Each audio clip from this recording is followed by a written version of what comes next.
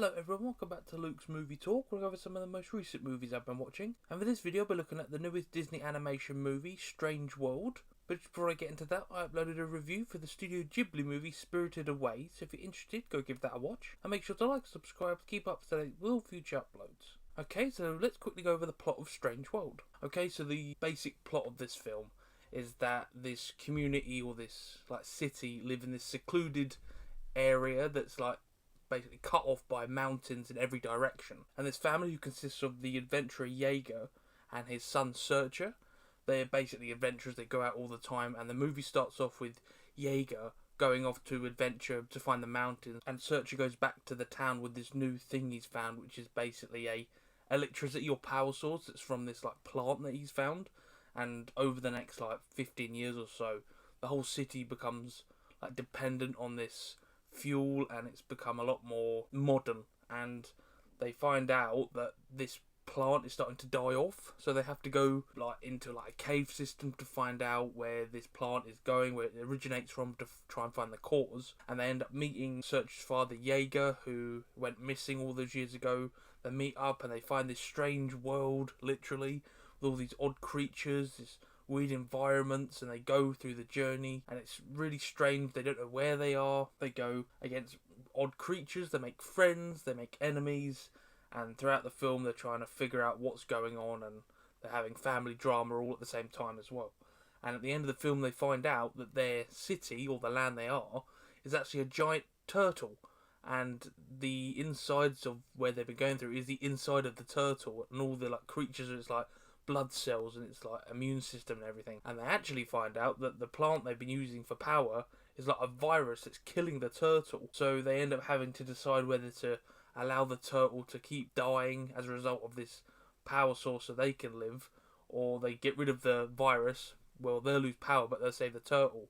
And in the end, they get rid of this virus and save the turtle, and have to go back to a more basic way of living, but they've saved the turtle at the end of the day, so they kind of make up for that, and they kind of rebuild their family after having their father go missing for ages, and they kind of start to rebuild and start again. But yeah, overall I had fun with this film. It's not the greatest of the Disney catalogue, but I had fun. The animation quality is great, as you would imagine and as you would expect from Disney, because they put all of their money on the screen. This film supposedly cost upwards of 150 million, so they put the money where the mouth is and put the quality on screen. So if anything, the animation is just top notch. The setting is interesting, with this trapped city surrounded by mountains. You don't usually get that. You would have thought they would have got out by some point, but they just can't for some reason, and they're trapped there. They're the only city there, so it's interesting to have that as a setting instead of a normal world. It's this cut off world with this strange resource and everything, which was cool. It's an interesting plot device with the little green orbs. They're like Brussels sprouts that, one, give off electricity, and two, is just seemingly a plant. It's nothing spectacular or mechanical. It's just this organic thing that can produce power, which I thought was really cool. The relationship between the family is cute but kind of generic. It's fun to watch them though. So the father and son, which is Searcher and Ethan, they're fun little dynamic going on. Searcher's a bit protective of Ethan and trying to get him to do everything, and Ethan's a bit more free-spirited. And then the relationship with Jaeger, he starts to build it with Ethan while he's still got a bit of tension with Searcher. It's interesting to watch and rekindle their family relationship. When they enter the strange world, the design of the environment and the creatures is weird but creative. A lot of the creatures don't have eyes or anything. They're just kind of blobs or floating sheets almost. They're very basically designed, but very weird and interesting. So you feel like this world is very strange and abnormal. You feel out of place, like this family does feel. While I may not like all the characters, you can at least understand their points of view and their thought processes. So the family believe that at the end of the film they need to help the turtle and kill off the virus, while the captain of the ship and a lot of the crew think, oh, we're doing this for our people in the city, and are a bit more apprehensive about getting rid of the virus and the power source that they need to live. And at the end of the day, they make up and decide to help the turtle, but you understand where they're coming from. The plot twists of they actually live on a giant turtle was an interesting reveal, and the strange world were its insides. It was a really interesting reveal where they go out behind the mountains and they come across this big huge eye, and they end up realising that they were all on the inside of the turtle throughout their journey, like the acid river was like his stomach, and like big, like monstrous blobs that were attacking them are kind of like white blood cells trying to get rid of outsiders. I thought it was a really cool, interesting reveal. At the end of the film, we get a big pan-up shot of the turtle on the like Earth-like planet, and it was really cool. An interesting twist on the like, oh, it's just a underground cave system. No, it was they were inside a turtle the whole time. The creatures were its cells, and the power was actually a virus killing the turtle. Was also quite creative. So the creatures that they were facing off with and following the whole time are actually like red blood cells and white blood cells as an equivalent, which I thought was cool. And then the power source that they've been using the whole time, like the plant, was actually a virus that was killing this turtle, and I thought it was a cool twist at the end, that the thing that they've been using to better themselves actually killing the thing that they're living on. And the voice cast does a really good job, but nothing particularly stands out. They all did a really good job giving off their emotions and showing how these characters really feel.